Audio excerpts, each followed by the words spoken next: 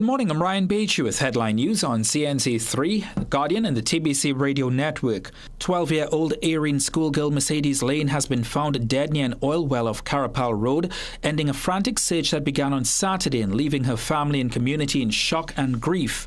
The Trinidad and Tobago Police Service has confirmed that a 26-year-old Palo Seco man is in custody with regards to the death of Mercedes. Her body was discovered off Carapal Road near an oil well. For her father, Ronaldo Cabrera, hope faded almost as quickly as the search began.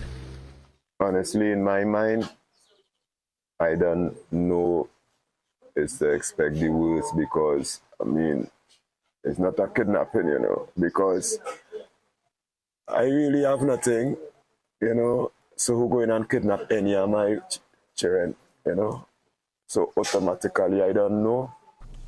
And President of the National Parent-Teacher Association, Walter Stewart, is calling for swift action on the part of police to ensure that those responsible for Mercedes' murder will be held accountable. Stewart says children should be protected within the communities in which they live and called for stronger proactive measures to protect them. While the circumstances surrounding this tragedy continue to be examined, it serves as a painful and timely reminder of the collective responsibility we all bear to safeguard our nation's gems, our children. We therefore call upon the Trinidad and Tobago Police Service to leave no stone unturned in its investigations and to ensure that whoever is responsible for this dastardly act is swiftly identified, apprehended, and brought to justice. Meanwhile, the Catholic Education Board of Management is expressing sorrow at the passing of Mercedes. The board's chief executive officer, Father David Kahn, told CNC3 News yesterday afternoon he was saddened to learn of the events that took place in Erin. Mercedes was a student of Erin Roman Catholic Primary School. Father Kahn says her death is troubling. My reaction is one of great sadness and also one of great distress, knowing that an adult will want to take advantage of a child. Regionally, Jamaica's Energy Minister, Darrell Vaz, has ordered a full independent investigation into the island-wide power outage that left the country in darkness Friday night. The Jamaica Public Service is expected to submit a preliminary report to the Office of Utilities Regulation on Monday, with a comprehensive review due within 30 days. JPS says intense lightning activity triggered failures on key transmission lines, causing a cascading shutdown of the national grid. Internationally, the war with Iran has now reached 100 days and there appears to be no peace deal in sight between the US and Iran. Caught in the middle are consumers as fuel and other prices have surged. The conflict began on February 28, 2026 with joint US-Israeli strikes that killed Iran's supreme leader Ali Khamenei and other senior officials, triggering retaliatory missile and drone attacks by Iran on Israel, Gulf states and US military bases in the region. Those were 6 a.m. news headlines. Be sure to join us for another news update at the top of the hour.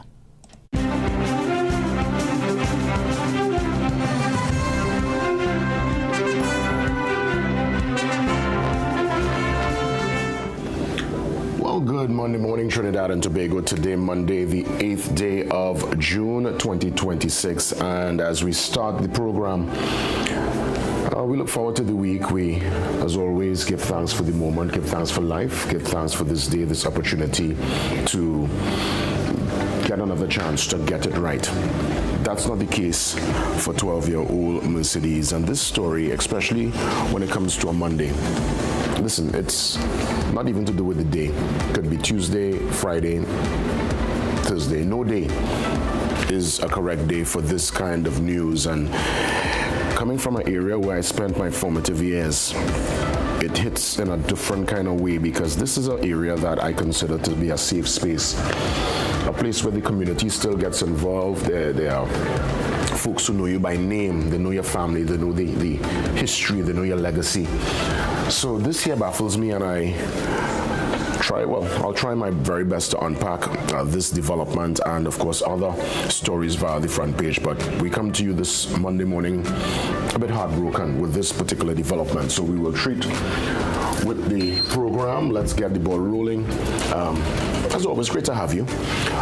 But let's see what's going on as we jump into Monday's installment of your Morning Brew. See you soon.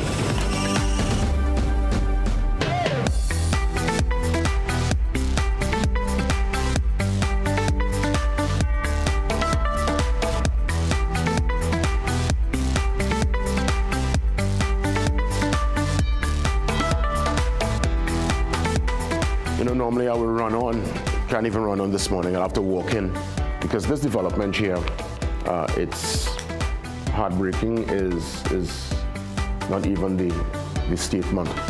Of course, let me firstly say welcome, Jason Williams, that's my name, JW signing on this Monday morning. And I heard of this yesterday via our social media feed. And I go through this morning, I'm going through to try to get some more perspective on this most unfortunate circumstance. And while we all hold our collective breath, I think it's important when something like this comes into the public domain and it's to do with a child, which we have seen too many times so far for this calendar year 2026, there needs to be a thorough investigation. No stone must be left unturned. And if indeed there is a suspect, there is somebody of interest, and the evidence points in that direction, I suggest, and I've been saying it for a long time, a speedy trial, something that is quick, at the same time fair, but there is a judgment so that anyone thinking about damaging or hurting a child will have to think twice, 3, 4, 5 times. Right? So we are thoroughly disappointed. Look, Carapal Road, this is hometown for me. This area, this particular area, I'm telling you, Trinidad, it is very quiet. Yes, you have your one. Every area will have their one or two, guys who might, shake the cage a little bit, but not on this level. So, they're saying a 26-year-old suspect is in custody. Yeah? Now, I know sometimes in the early phases, people are taken in for questioning. A lot of people are suggesting, well, the granddad could have moved a bit different in putting her in the car. But you see, these are areas, as I would have mentioned. It's an area where most of the villagers, most of the folks who reside in this space, we're talking here Carapal, we're talking Lucero, Irene, Buenos Aires, Los Bajos. See, it ringing off the tongue. These are areas I know like the back of my hand. You know who the drivers are, you know the people. It's only really when somebody's not from the area, people kind of know, and then, we look out for each other in this space. So I don't know what happened here. But I want to send condolences, sincere condolences, and I think we should, because we don't know the full details, there should not be any kind of blame game going on and pointing of any fingers. We don't know the circumstance. Yes? And all I'm suggesting here is that we let the authorities do their thorough investigation, and I hope that if indeed some of the questions get some answers, we could fast track this. You see, there are certain cases. Now, don't get me wrong. Every case is of paramount importance, and everyone is waiting for the particular their decision. They say justice delayed is justice denied. And there are many before the system for donkey years, but there should be certain priority. When there's something that's engaging the human and the national contemplation, especially when it comes to children, who are the vulnerable in any society? Think about it. The children, we need to take care of them. The elderly, they've done their part, and there's some of them who need that extra help to get over the line, so we try to treat with our elderly. We try to treat with those who are also differently able. Now, the most important part of that statement is able. Many are able, they're just able differently. And I think there should be plans in place and at least some kind of mechanism and rhythm in place to ensure that we align people, give them a sense of purpose, help them to become part of the actual society because they want to contribute. And there are other elements within any society that we have to take a special attention and care of. And to me, despite this most unfortunate circumstance, I still believe there are many among us, the majority among us, do what I just mentioned. But the dark ones, the ones who have chosen the side of evil, those are the folks we need to weed out and get rid of, whether it be via the system, you put them away and let them contemplate for the rest of their days what they have done, or, well, I don't want to say this morning, you'll figure it out. It's unfortunate, and we can't have it. We're not accepting it, and I really hope that they're able to come to some, at least as mentioned, answers for the many questions concerning this case with the late Mercedes Lane. Condolences again to the family. I sat at the back page, tried to lift the spirit a bit this morning, and, well, we're seeing that Sharma is out of the third ODI. Oh, him is Shamar. My apologies, pronunciation to me, boy. So that's Shamar. He's out, and I'm seeing here charging through some, well, rugby action. That's right. This is all happening there. Well, it went down in Malabar. I realize Malabar, Larry Gomes seems to be the home. Lots of major rugby games takes place there, and I have to say kudos to those who play rugby. Better you than me. I tried it once while I was at school.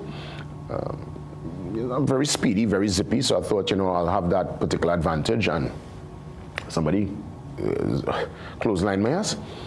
I mean, I was real slim and smally at the time, so needless to say, I went up in the air, went down, land. I said, that's it for me. One tackle, and that was it. I said, no. This is not for me here. So, to the rugby players, maximum respect. Also, maximum respect for those who love their World Cup. The action starts this week. Every 4 years, we wait with bated breath, and it is literally days away. Thursday is your kickoff for World Cup 2026. May the best team win. We are not there, but everyone will have their favorite. And I guess when the World Cup kicks off, you could always call and let me know who is your team we are backing going into this World Cup 2026. Now, San Fernando Central wins Victoria Inter-School Debate Championship. So that's, I think they call San Fernando Central Mudsec. For those from the Southland, you could just remind me when we open the lines later on. So well done, Sando Central. And I'm seeing here also El Dorado North Hindu students compete in a competition there. This took place at the Lachmi Girls High School Auditorium in St. Augustine on Sunday. That was yesterday. So well done again to our photographers, Edison Budu Singh and Rishi Raghunath, for capturing the young people in full flight. Well, up next, we get ready for the press report. Every Monday, Cyril joins us to tell us the latest as it pertains to the movers and shakers, the big money. Let's find out where it's going and how it's looking. The Boss Report, up next.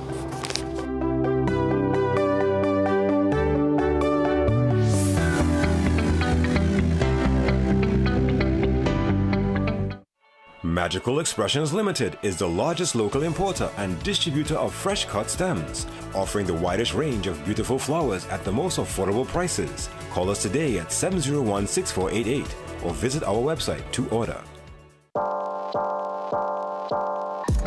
Welcome to Holiday Inn Express and Suites. Do enjoy, Stacey. You want some coffee? Can I have a bit? Perfect then. That's exactly what we need. Hey, the pool is this way. Whatever you're here for, we're here for you. Stay smart at the Holiday Inn Express and Suites.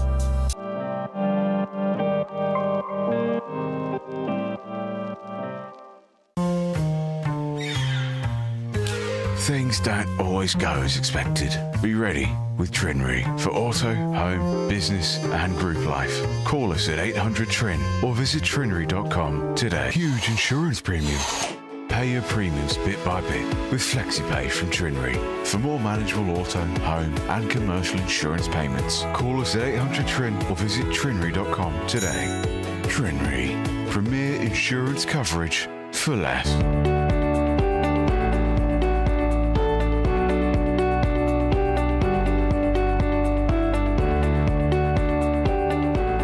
Welcome back. Let's check in with Sarud for our boss report for today, Monday. Sarud. Good morning, GW, and good morning, Trinidad and Tobago, and welcome to the Bourse Report. Well, today we're taking a look at two stocks which give investors direct or primarily direct exposure to the energy sector in Trinidad and energy landscape in Trinidad and Tobago. We're talking, of course, about TTNGL as well as National Enterprises Limited, or NEL. Now, both groups would have reported fairly positive results for their most recently concluded fiscal periods, in the case of NGL for their full year of 2025, as well as for NEL for their half year of 2026. Let's take a look at what those groups would have reported and what investors might expect in the coming months ahead. Turning firstly to NGL, and for that fiscal period of 2025, the group would have reported an earnings per share figure of $1.45, which was a commendable swing from a loss a loss per share of 77 cents in that prior comparable period of fiscal 2024. Now, share profits from its joint venture would have improved by just about 27% from 67 odd million to just about 84.6 million overall, and with profits after tax ultimately increasing that 287% from a loss of swinging from a loss to a profit, rather, from a loss of 119 odd million in that fiscal 24 period to a profit of 224 million in the most recently concluded fiscal 2025. Now, driving some of that performance would have been, for that fiscal 2025 period, a modest decline overall in product prices, particularly in butane, propane, and natural gasoline. However, looking forward into the year-to-date performance of these product prices, we would have seen that there would have been some material improvement in product prices overall, with propane, for example, increasing roughly 8% from 75 cents to 81 cents, butane increasing 18% from 91 cents to just about $1.08 per gallon in that reddish column, and natural gasoline prices improving a whopping 30% on a year-to-date basis from an average price of $1.32 per gallon to just about $1.73 per gallon.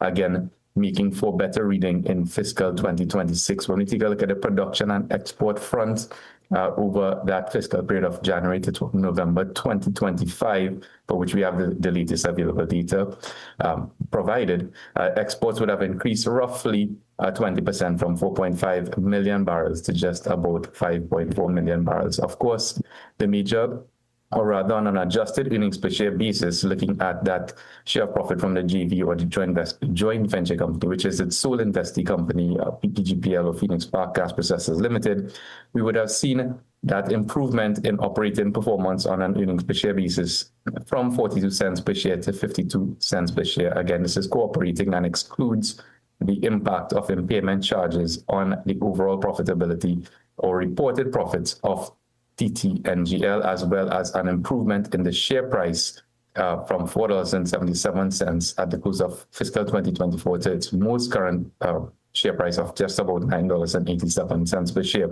Of course, the big news for investors is not so much the underlying operating performance, but rather the resumption after a very prolonged period of almost 3 years of dividends by TTNGL, which would have contributed significantly to its downward slide over the past several years. And in the fiscal 2026, the group would have declared and subsequently paid in May a special dividend to investors of $1 per share. So significant change in the fortunes for TTNGL there, with that special dividend after just about 3 years of neither interim nor final dividends for TTNGL investors. And what would have added some icing on that cake in terms of the dividend would be the recently introduced option for investors to receive this dividend in US dollars, which would have certainly catalyzed the stock price, which would have appreciated just about 273% on a year-to-date basis. And that can be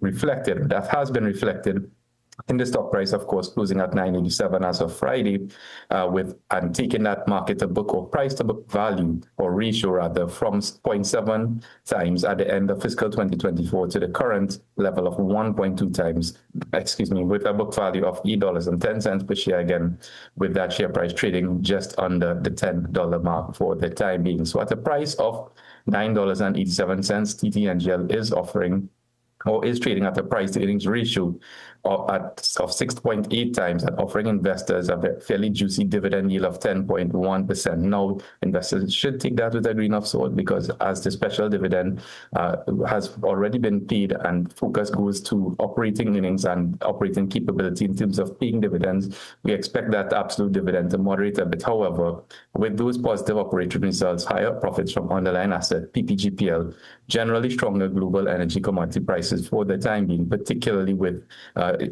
developments or ongoing developments in the Middle East area and energy markets at the global level, and the dividend resumption with a USD option, BOS is maintaining a very market weight rating on TTNGL for the time being with a positive outlook. Turning very quickly to National Enterprises Limited, well, for its fiscal period ended March 2026, or fiscal 6-month period rather, the group would have reported an earnings per share figure of 40 cents per share, swinging from a loss of 51 cents per share in that prior comparable period of fiscal 2025. Dividend income would have improved 14% from its investee companies, from 45.8 million to just about 52.2 million. Operating income overall increasing 3.5% from 50 to 52.6 million, with that comprehensive income ultimately swinging from a loss of 187.5 million to a profit of 237.9 odd million. Again, the major driver in terms of that paper loss swing into a paper profit would have been that change in the fair value of assets. Again, this is a non-cash item which is reflected in the profit and loss statement. Now, production numbers aside, which seem to be a bit dated, and pricing numbers aside as well, we can see that on a forward-looking basis, or most recent basis, we can see that the energy commodity price index, which tracks the prices that producers on average receive in terms of a weighted basket in the Trinidad and Tobago landscape, would have significantly increased on a year-to-date basis, growing from a level of just about 94.6 on the index number to about 161 as at the end of April. So more than a 60% increase in average prices received, and that would certainly be factored in to the performance and expectations of investors in terms of NEL investors and the wider energy landscape as well, NGL being factored inside there, and that would have led to a roughly 173% increase in the share price of NEL on a year-to-date basis. Again, that has been, like NGL, that has been factored or reflected in that price-to-book ratio for NEL, which was languishing at around 0.6 times at the half-year period of fiscal 2025. That has now grown to just about 1.1 times, with the book value of NEL at the most current reporting period averaging around $4.63, with the share price trading at just about $5.26. So at that price, NEL is trading at a price-to-earnings ratio of 7.1 times, which is below the sector average of 11.8 times, and offers investors a dividend yield of 5.5%, which is above their sector average of 4.3%. So with higher investee dividend income reported and anticipated in the coming months on the basis of higher global energy prices, however, keeping in mind a somewhat uncertain near-term energy outlook with modest expectations, or more than modest expectations, for improvement on the energy production outlook at the domestic level, BOS is maintaining its market weight rating on NEL for the time being, with a positive outlook at this particular point. So that's it for this week's edition. For more information, you can give us a call at 226-8773, email us at info@bosfinancial.com, and of course, you can check out all of our research absolutely free on our website, bosinvestment.com, and you can catch this article in today's business section of the Trinidad and Tobago Guardian newspaper. So until next time, stay safe, happy investing, and we'll see you again on the BOS Report.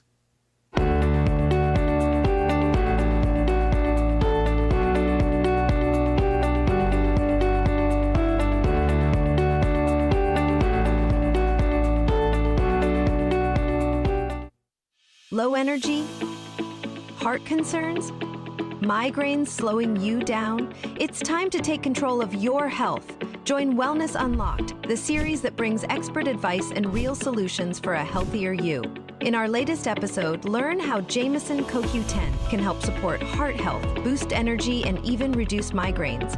Get the science, the stories, and the steps to power up your health with CoQ10. Don't miss Wellness Unlocked. Watch now on CNC3 and start your wellness journey today. Every day at the castle, long before we open our doors, our work begins. Our famous seasonings are mixed in advance. We select our fresh chicken parts and prep our delicious sides. Then we fire up the fryers and rotisserie oven. Everything is made with tasty local herbs, spices, and the same long-loved recipe since 1968. So, when you come in, remember that we uphold our culture and our taste. Just for you. We are your Royal Castle. The Israelite Church of God in Jesus Christ, teaching the truth about God's people, God's plans, and the secrets of God, all written within the pages of the Holy Bible, which is the Word of God. Watch The Hidden Truth every Thursday at 5:30 a.m. to 6 a.m. on CNC3.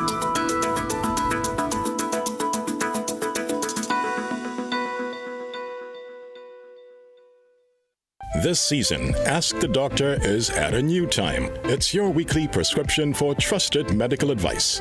In the Doctor's Capsule, Dr. Tilak Singh breaks down big health topics clearly and simply. Get a dose of smiles in the Kiddies Capsule as our youngest experts share health tips with heart. Explore the science behind the headlines in Medical Minds, featuring real doctors, real insight, and your questions matter. Join the open forum live and get answers straight from the source. Ask the Doctor, every Thursday at 8 p.m. only on CNC3.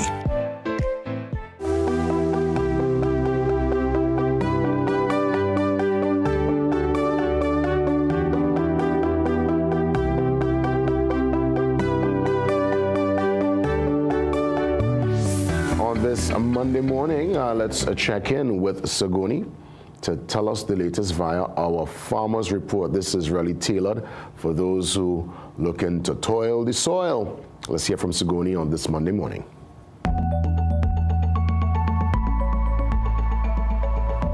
Good morning, farmers. I'm Sigoni Mohammed with your Farmer's Almanac for the week ahead. While a few wet days will bring welcome moisture to parts of eastern and southern Trinidad this week, the overall pattern remains drier than normal. So careful water management and timely planning will be key as heat and drying conditions continue across much of the country.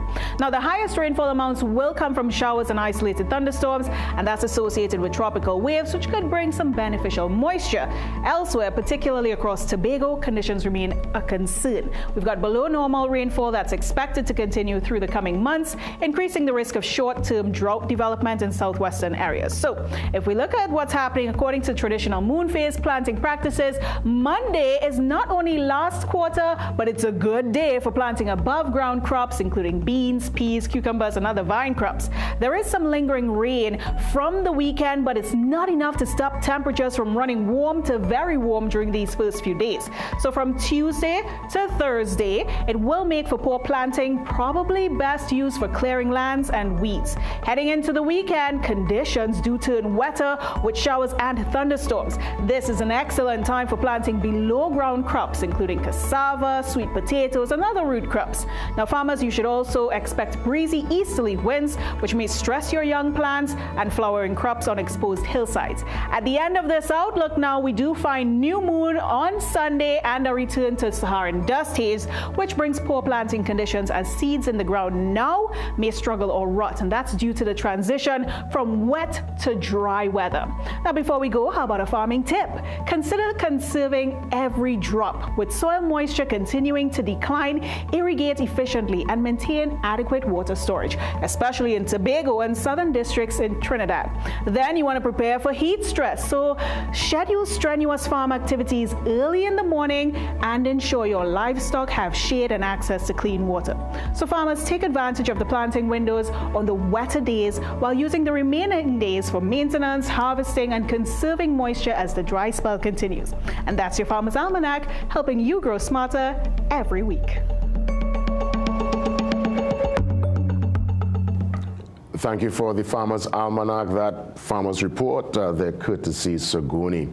Sincere thanks. Let's get ready for economist Professor Roger Husseini joins me next to speak on the IMF report. What's the latest? We'll find out next.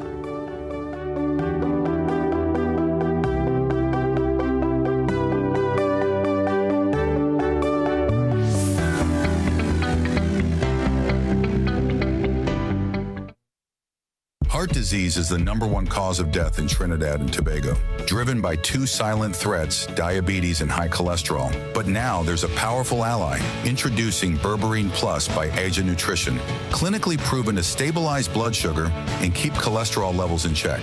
With 99.9% pure extract, you get superior absorption and real results. Available now at Pennywise and leading pharmacies nationwide. Berberine Plus, your heart deserves better. At Modern Caribbean Enterprises Limited, we are making this Father's Day extra special. Enjoy special discounts, free giveaways, plus $100 off detox spa session. Experience our infrared ultrasonic blanket. Turn back the clock with our LED non-surgical facelift that reduces the signs of aging. Not sure what dad will like most? Our gift certificates can help him choose his perfect gift. Visit us today and celebrate the fathers, grandfathers, and father figures who do it all. Call 653-0011. Love eating spicy food, but soon after, that familiar discomfort begins. Heartburn, acid reflux, and bloating. Introducing Peptica Gel, formulated with aluminum hydroxide, magnesium hydroxide, and simethicone to help neutralize excess acid. It's sugar-free with no chalky aftertaste and a pleasant orange flavor. Peptica Gel works fast to relieve heartburn, acid reflux, gas, and bloating, so you can feel comfortable again and get back to enjoying life. Peptica Gel, get the relief you need today. Available at pharmacies nationwide. Dennis Lawrence header was easily the most important goal in our nation's history. It was a moment that united a nation, built on the biggest gamble in Trinidad and Tobago football. Sometimes you have to be a villain to be a hero. But 2 decades later, what happened to the legacy? Not only have we failed, we've regressed. From the Edge of Glory, a repeat of the epic documentary, June 10th on CNC3.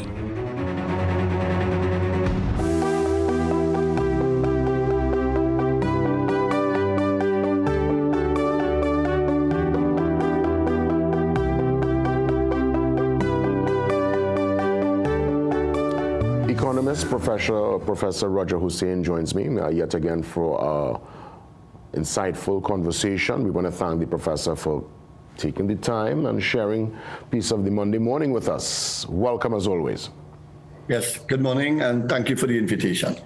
You know, I'm looking at some of the reports and it's suggesting here, as we get ready for the mid-year budget review next Monday, 7 days away, it's suggesting that Trinidad and Tobago's economy has been slowly recovering, returning to the pre-pandemic levels.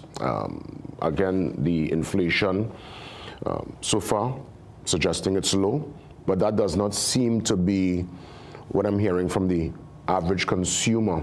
It's not reflected via the spend and what people are feeling, as it were, on the ground. Could you explain where we have the report and what's the actual reality for the everyday consumer? What the report says is in a sense, basically what you just referred to there. There is a return to economic growth.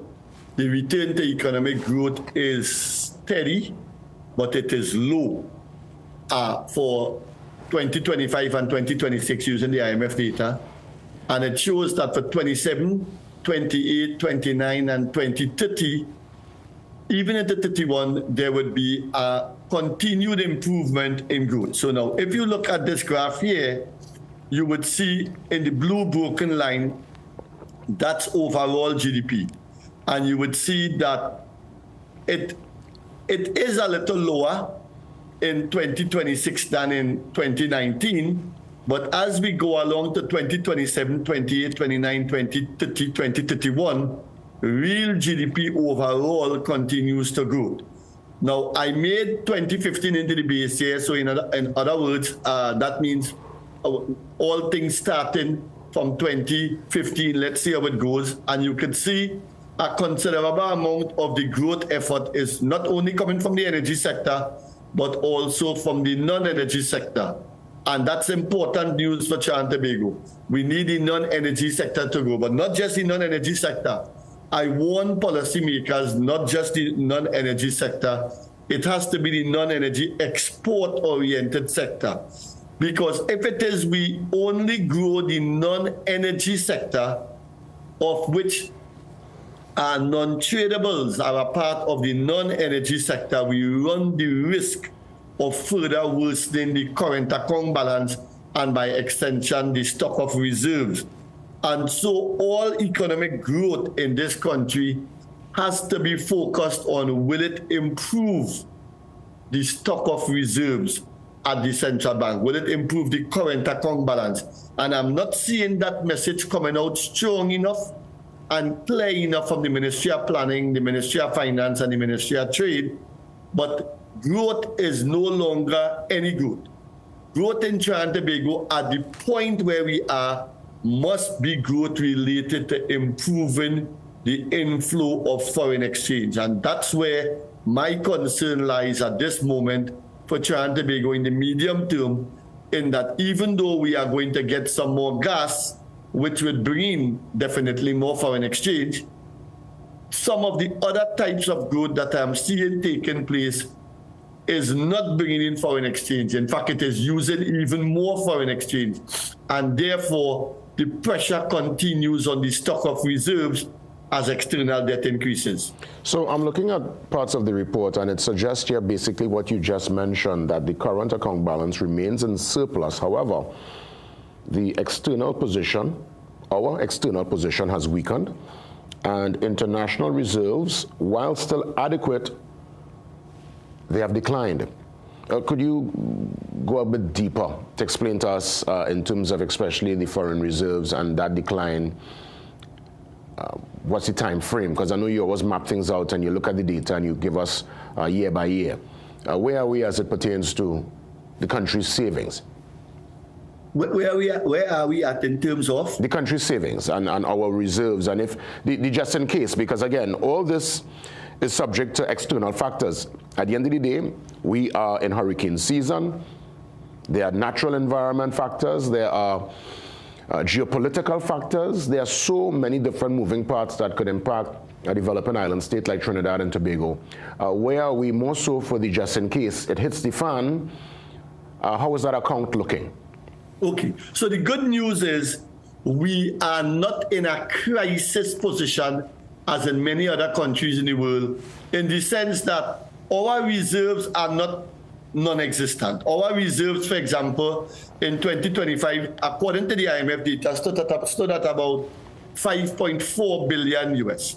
And it is expected to go down, and the import cover is expected to go down, but our reserves as it stands in 2025, using 2025 data, was about 5.4 billion. In 2026, I expect it would go to about 4.8 billion.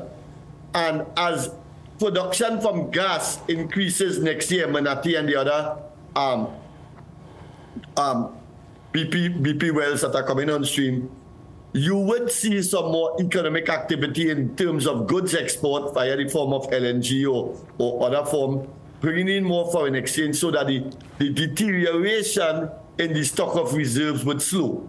But the problem lies in people are maintaining consumption habits linked to 4,300 mmcf per day of gas during a period when gas production, say from 22 to 27, will average about 2,700 mmcf per day, so that you have a significant fall in production and hence foreign exchange earning capacity, but consumption habit has maintained inertia with previous past, and so it is putting a lot of pressure on the current account balance and a lot of pressure on the stock of reserves.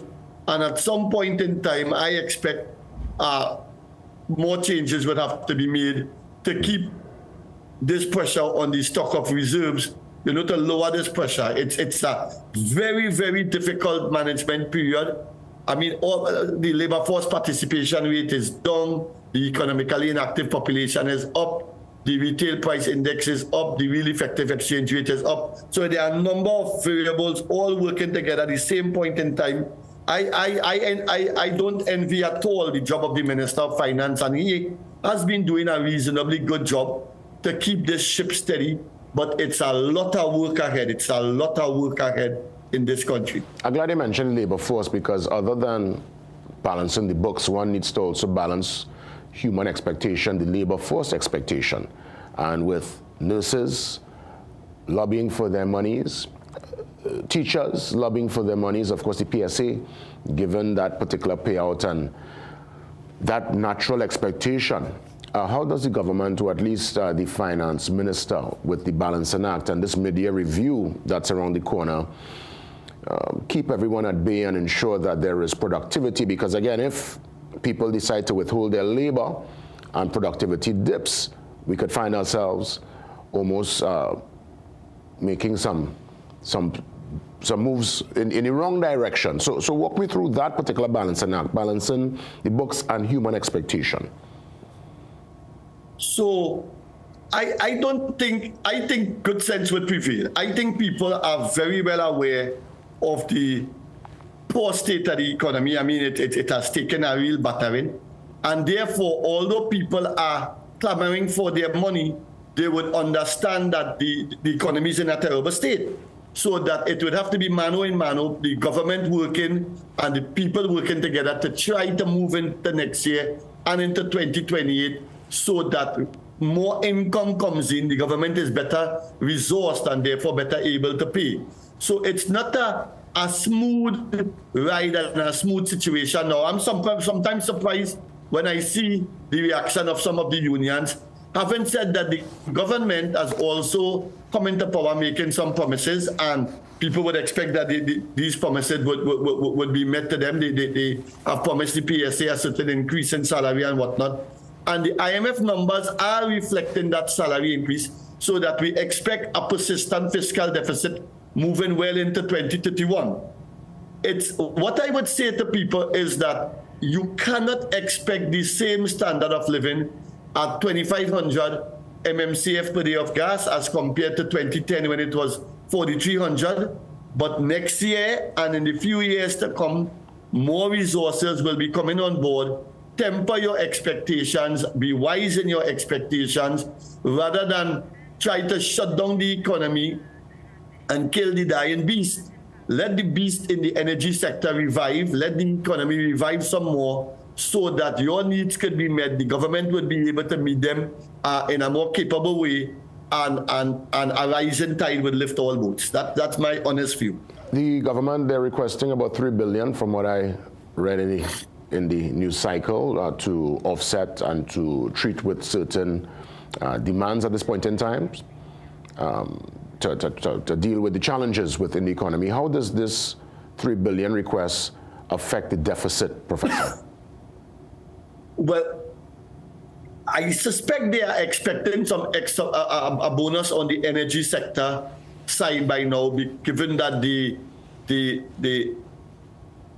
war with Israel, USA, and Iran would have given the energy prices some upward mobility.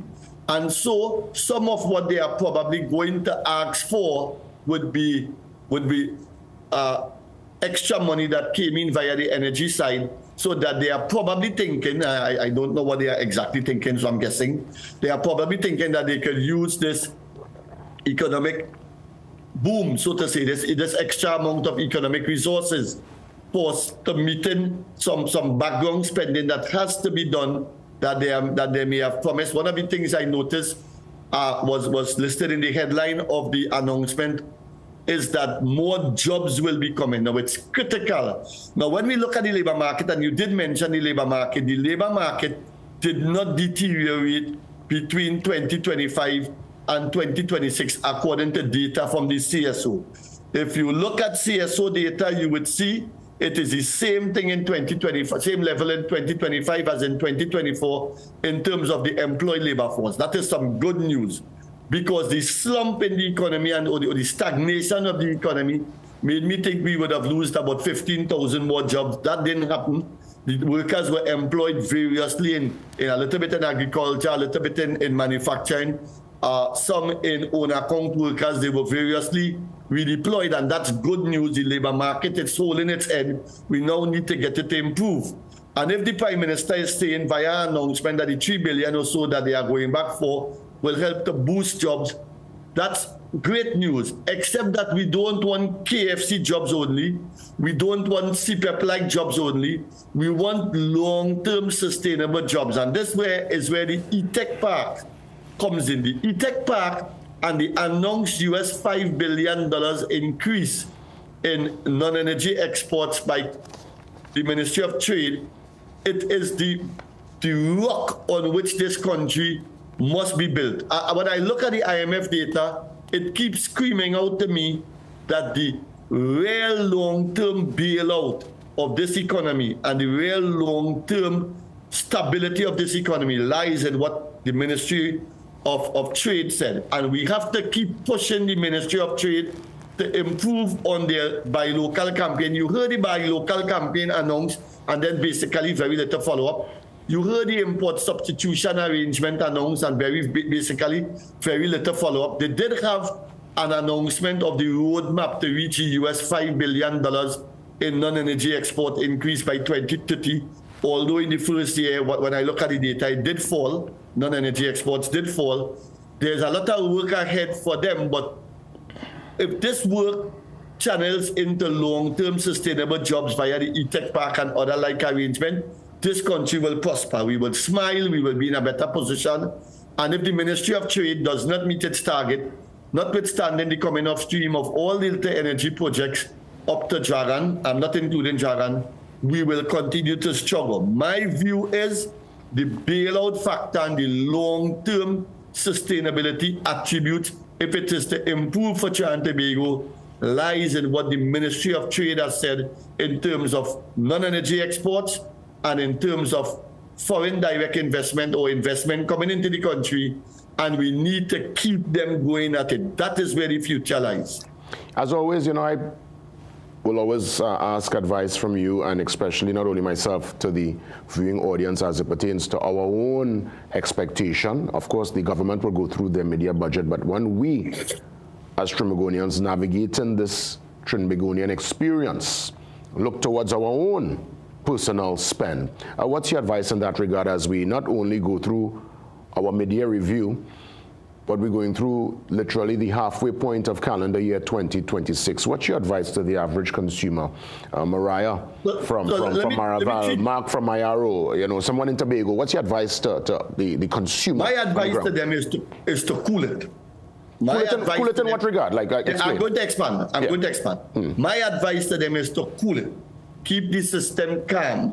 Moderate your expenditure outlay.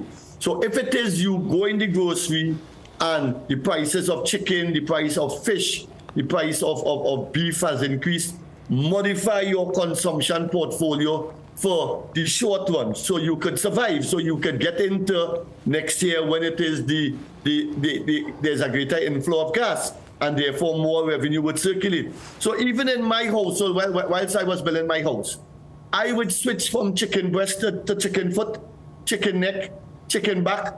Instead of eating carrot and kingfish, I would sometimes eat some less pricey fish. So we have to be wise. If it is our income, because of the state of the economy, is not giving us as much as we would like to get and as much as we got yesteryear. That's kind of understanding in the context of the sharp decline in economic activity. We are about 16% poorer than we were in 2015. So you don't expect to have the same consumption habit. In fact, the same consumption habit would put you in debt. So be practical, be wise, change around your expenditure outlay and the way you approach the supermarket and what you buy. Rally until 2027, but at the same point in time, what I would say to the man in Tobago and the man in Mayaro and the man selling doubles and the man selling oyster and the man selling curry soup is whilst you rally, plan ahead. Because in 2027, 2028, 2029, and 2030, there's going to be a continuous improvement in economic activity. Make sure you plan ahead with a bigger pot to sell more cornmeal soup. Make sure if you are selling roast corn and you have one coal pot, you are planning to buy another coal pot because you are going to get more economic activity. So it's about riding out the storm for about another year and waiting for that expansion in economic activity, but you slowly prepare for it by modifying your consumption and strategically targeting investment items that will help you benefit from the increase in income that will come by having a better investment, a better capital stock. I can see that as a headline. Professor Roger Hussein says to cool it, end quote. Yes, man. Well, as always, great conversation. Any closing remarks in the minute that remains before we take the break? All I would say is that the medium-term outlook looks for 26, 27, 28, 29, 2030, based on the IMF data, looks a little better than 26, 25, 24, 23, 22, 21, and therefore be wise, be calm, be strategic, think ahead, and let's look to the future as you try to stabilize your income, at the level it is now, and look to supplement it in whatever little way you can so that you pass this period and move into the greener pastures. Thank you so much, Professor. All the best, and we will touch base soon. God spare. Thank you for the invitation. You're most welcome. Professor Roger Hussein there, touching base, giving us the breakdown as it pertains to the IMF report and the mid-year review that's guarded for next Monday. Would you believe, mid-year review already? We take a quick pause and we come back and get into some housekeeping, ways to contact the team and to book your spot. And later on, we open up the lines for your calls. That's after 7, and after that 7 a.m. news update. See you soon.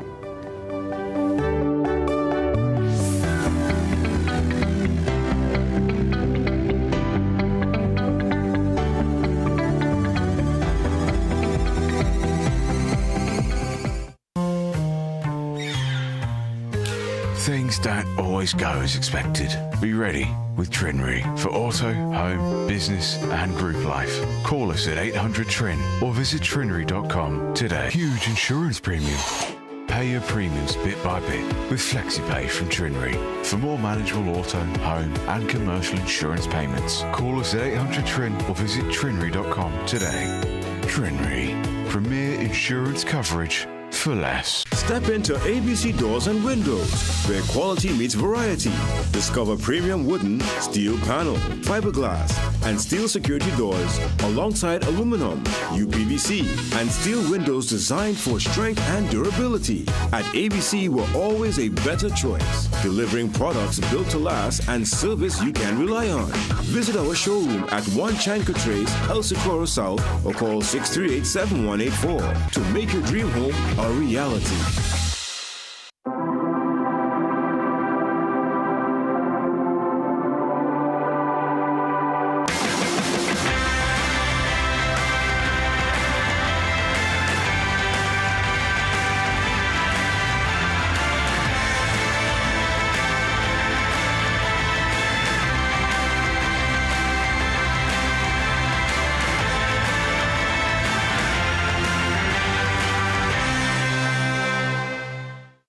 Dennis Lawrence header was easily the most important goal in our nation's history. It was a moment that united a nation, built on the biggest gamble in Trinidad and Tobago football. Sometimes you have to be a villain to be a hero. But 2 decades later, what happened to the legacy? Not only have we failed, we've regressed. From the Edge of Glory, a repeat of the epic documentary, June 10th on CNC3.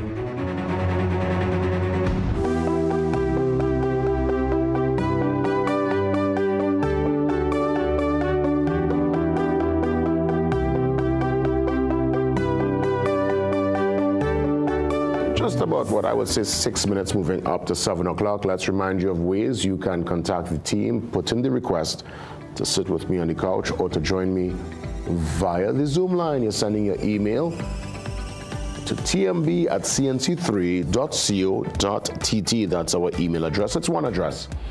We've simplified the process. Nice, short, concise, and we will get back. I would say we'll get on to you and we'll have that correspondence and we'll book the time and the date. see you bright and early sometime soon. Let's move now to our social media handles. I was able to stay on top of lots of the local developments via our Instagram feed this weekend, always keeping you in the know. We do the same via Facebook and via X. So follow and stay on top of what's happening in and around your country. Another platform for that is the CNC3 mobile app. Your number one source for verified breaking news, all your favorite content there on demand. Put yourself in a gear today with the app. Let's move now to the legacy product. That's the Trinidad and Tobago Guardian. 108 years of publication, of information, of shaping this twin island state, Trinidad and Tobago. So by all means, we want you to enjoy the digital Guardian, and you could do that via guardian.co.tt. Get your subscription today. Let's move into our food for thought, words to inspire. Do not dwell in the past. Do not dream of the future. Concentrate the mind on the present moment. Again, do not dwell in the past. Do not dream of the future. Concentrate the mind on the present moment. And that's so important, to really embrace the moment, live in the moment, enjoy the moment, take a deep breath and just understand that what's around you right now is something you would have probably wished for last year before, years prior. So it's important to just enjoy the moment and embrace it. Embrace the now. Beautiful words indeed as we get ready for the 7 a.m. news update. Let's get into a segment we have not done for a long, long time. Let's see what's happening via the traffic cam. We have cameras all over the country, so we're going to head now to the Chaguanas camera, southbound, a matter of fact. Still very much, I would say, not as hectic as you would imagine this hour. You can really tell when school is winding down. Of course, exams exams in full swing. And lots kind of winding down. And, July, August, generally the roads are way easier. Probably the easiest for the year. Still very much, is that overcast conditions or Sahara dust? These days, you're not even sure. Looks overcast, right, Sheldon? Yeah, it looks overcast. Remember, we had rain for the entire weekend. It was rain for the entire weekend. I mean, we're talking here Saturday night rain, yesterday in the day rain, but we give thanks. At the end of the day, it's important to get that little break. It was some dry months leading up to this June, and from Corpus Christi, from last Thursday is when it just switched into the rain. Let's see what's happening on the Ryson Road. Right, still looking a bit hazy, but the traffic moving. I mean, naturally, westbound, lighter than those coming into the city. I mean, we're talking here, Ryson Road, that connection, that artery, taking Diego Martin, Pitti Valley, Caronage, Glencoe, everybody out of the west onto the city. So the main artery is obviously Ryson Road. Some go on the Avenue and Tragreet Road. So 3 options, but Ryson clearly one of the major options because it's just straight out the Audrey Jeffers. All right. So that's Ryson, not looking bad at all. Still looking overcast, so I feel it's going to be one of those rainy days yet again today. What a minute, just less than a minute. Let's see what's happening on the Audrey Jeffers Highway. Again, very clear, especially for those heading west. Nothing just yet. Look at the grounds now, parched there. You could tell the burn. I don't know if that was a slash and burn project. I don't know what went on, but look at the place. I mean, we tend to ignore these things, turn a blind eye, but I see it. I don't know about you, but I see it. I don't like it. Right, dark clouds there to the top left over the stadium, but look at the grass, how parched. But the good thing with nature, as much as we would do what we want to do, it will outlast us. We could do what we want to do. We could try to destroy it. We could try to ignore it. But once we're not around, it will always catch itself. And once nature is in its element, it will, what's dark and parched will get green again. All right, let's head to Ewing on the Eastern Main Road. What? Look how clear. Look how clear. This is on, and anyway, the traffic light actually on red. So I guess nothing really moving, but that's right by the Ewing Tunnel. and obliquely opposite the Latchbury Girls College there. So, hey, 7 a.m. news update. It's next. Your calls around the corner. See you soon.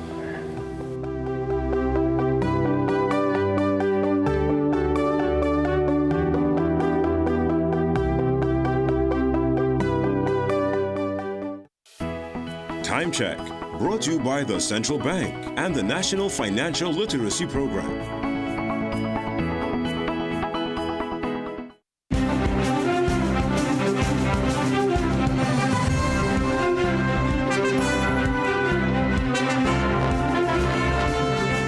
Good morning, I'm Ryan Beachy with headline news on CNC3 and the TBC Radio Network. The government will seek a 3-month extension of the current state of emergency. The decision follows a meeting of the National Security Council on Friday, where members reviewed reports on the 3 states of emergency implemented between December 2024 and May 2026. According to the reports, the emergency measures resulted in significant disruptions to local and international threats to national security. Prime Minister Kamala Persad-Bissessar has accepted the Council advice and will take a resolution to Parliament on Wednesday seeking approval to extend the SOE for a further 3 months. In an immediate reaction, former National Security Minister Marvin Gonzalez told CNC3 News the opposition will not support the extension. Gonzalez told us the opposition will challenge the extension legally. 12-year-old Aryan schoolgirl Mercedes Lane has been found dead near an oil well off Carapal Road, ending a frantic search that began on Saturday and leaving her family and community in shock and grief. Her body discovered off Carapal Road near an oil well. For her father, Ronald Cabrera, hope faded almost as quickly as the search began. Honestly, in my mind, I don't know is to expect the worst because, I mean, it's not a kidnapping, you know, because I really have nothing, you know, so who going and kidnap any of my children, you know? So automatically, I don't know. The National Council of Indian Culture will launch a national initiative aimed at fostering greater racial understanding and unity in Trinidad and Tobago. President of NCIC, Surajdev Mangaru, says it comes after he witnessed the racial division of this country after he called for the Piarco International Airport to be renamed in honour of former Prime Minister Basdev Pandey. Mangaru says while he understands that the statement could have differing views, he cannot understand the racism he witnessed online. Clearly from those comments, it is an indication that our nation is divided along racial lines. So we need to do something, and we at the NCIC, we are prepared to do whatever it takes to bring this nation together. I have a very intelligent, young First Vice President, Professor Arvind Singh, and I'm sure he will be able to embark on this project to make sure we bring this country back together. We are planting today, but planting, what we're doing, we're bringing people together, exactly what we are talking about, bringing people together. But I hope that it is. Stay tuned for another news update at the top of the hour and for comprehensive coverage in our midday news and our major newscast at 7 p.m. on CNC3.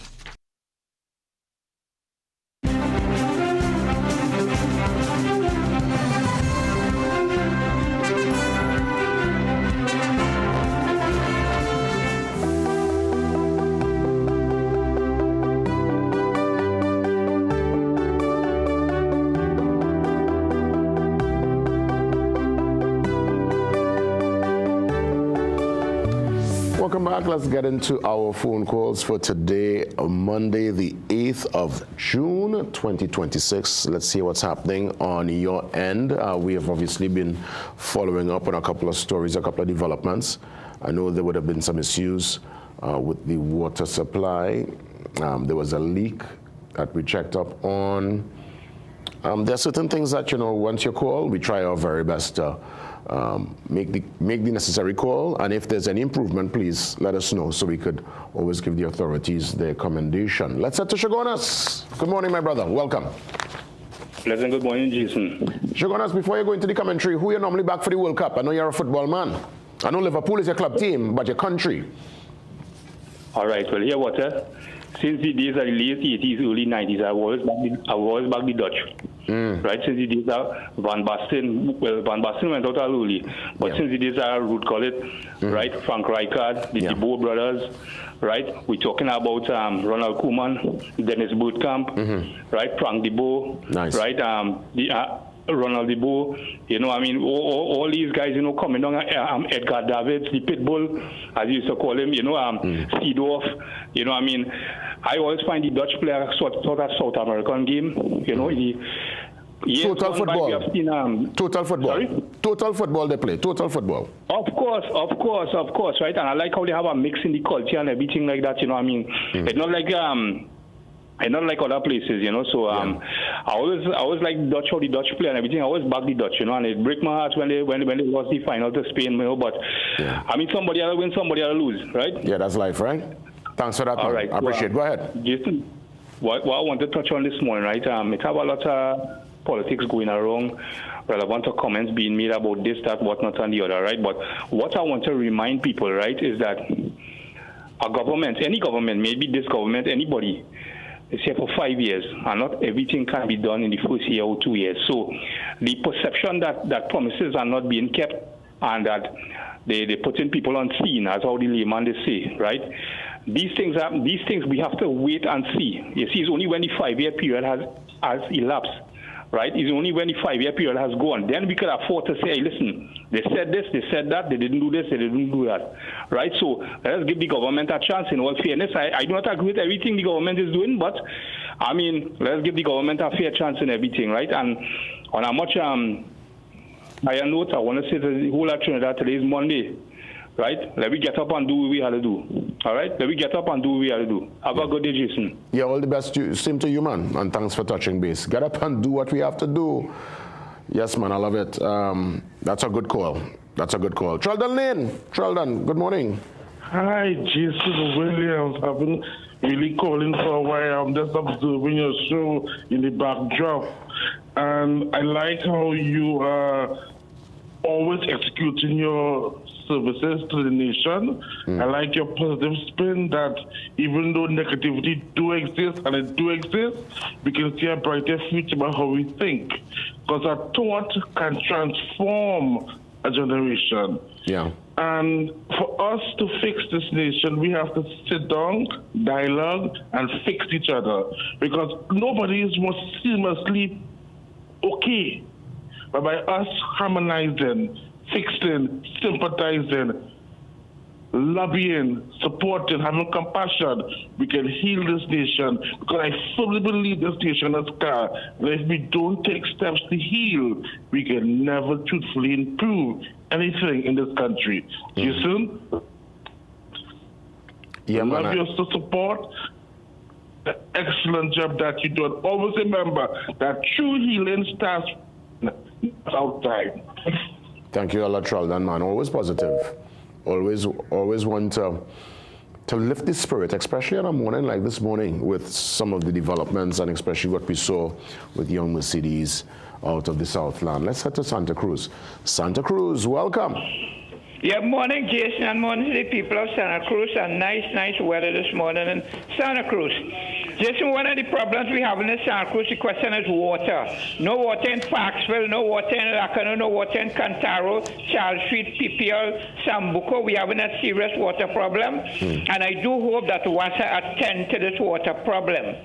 With respect to the whole question of government, and I listen to Shaquanas give the government a chance, but are we giving them a chance to tax the country into prosperity? Because the whole question of the review of the budget on the 15th of June is more taxes. This is what we're giving them a chance to do.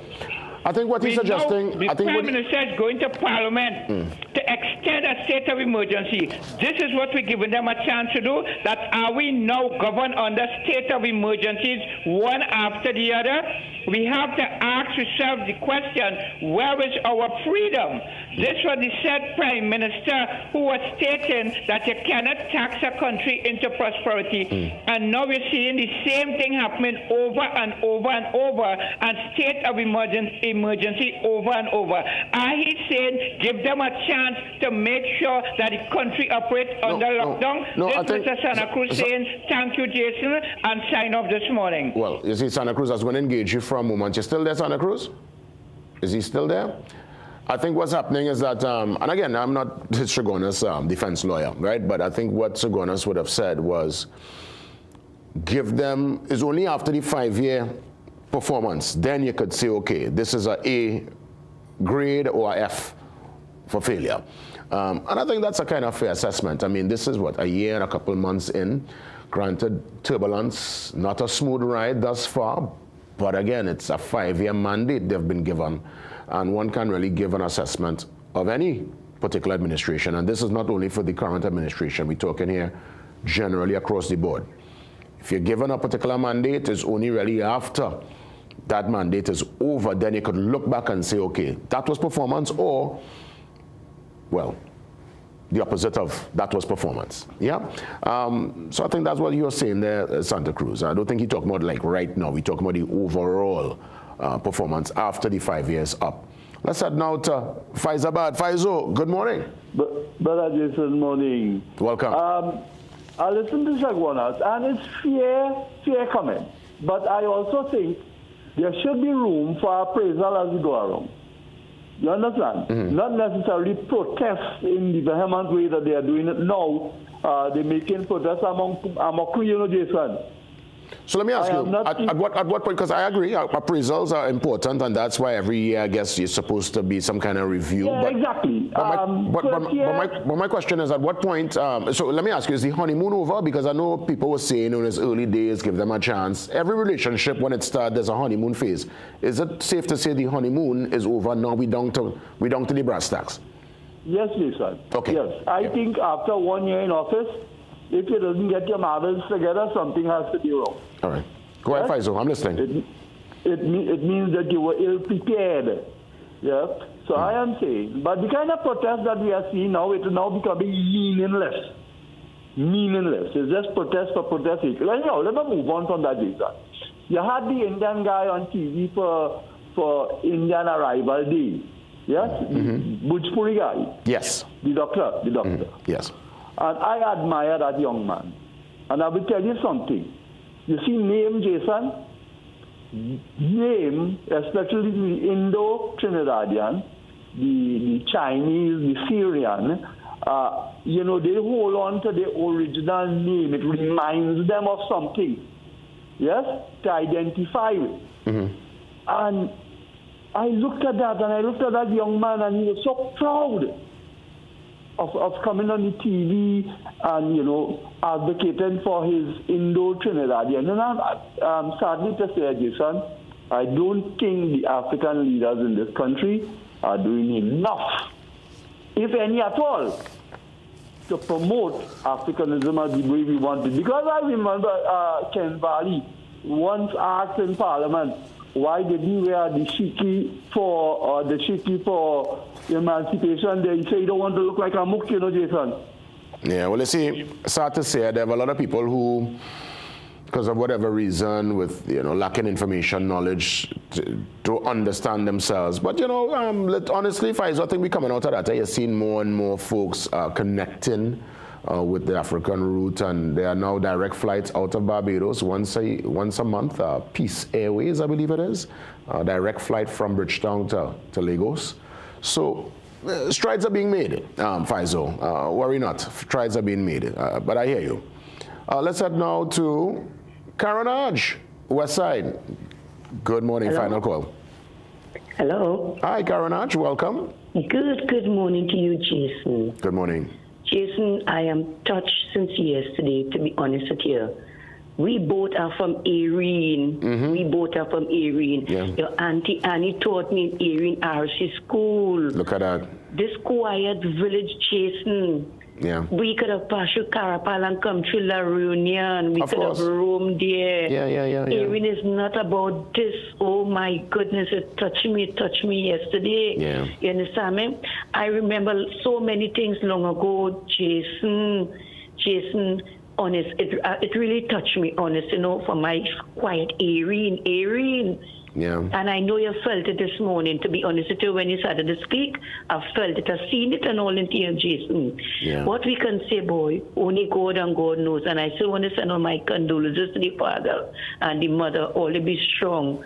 Oh, be strong. Jason, I really touched this morning. Have a good one, right? Enjoy your day, darling. You too. You know, and what's even more heartbreaking, because this is still an area in the country where children they are outside, they're allowed to play, they jump in, they will jump in a taxi in a neighbor's car to take a drop up the road. You go to the savannah and you're there whole day, you know, you see that. The children don't really be indoors in these kind of areas, you know, playing on no tablet and thing, you know. These are areas where children are outdoors. They're by the park, they're by a river, they're by the beach. And, you know, when you see stuff like this, you don't want that dynamic to change, because children are really supposed to be outside and be given that freedom, be allowed to be themselves, be allowed to explore with the expectation that with the adults would look out for them, the community would look out for them and not want to harm them, especially our young girls too. I mean, the boys are at risk here, but you know, God alone knows as it pertains to this young girl. And it's really heartbreaking. And as the caller rightfully said there, who's from Caronage, whose foundation, just like mine, is a Deep South foundation, a quiet, really peaceful, loving community. And I believe it's a lot of that still exists. But when you see stuff like this, when this development comes into the fold, you're heartbroken. And you know it's going to put a kind of stain and put a sense of doubt, even with the folks who still reside on that side. And from the fact she mentioned Auntie Annie, you know she's a real foundationary lady, because my aunt was a teacher there for many years, and she looks at the program every morning. So good morning to you, Auntie Annie. I will be touching base. You might probably know a little bit more than me, or probably not too, because Auntie Annie not really out and about as she would like before. But the village will talk. People, as you know, this Erin heartbroken, Carapal, Lusbaho, heartbroken. This is not the kind of news you hear from one of the most quiet parts of the country. You know what I'm saying? So, with that being said, we get ready. Thank you so much for the calls. I want to check in with our international relations expert, Mwale Henry.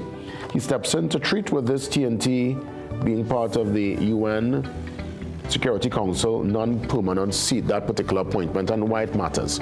Mwale, up next.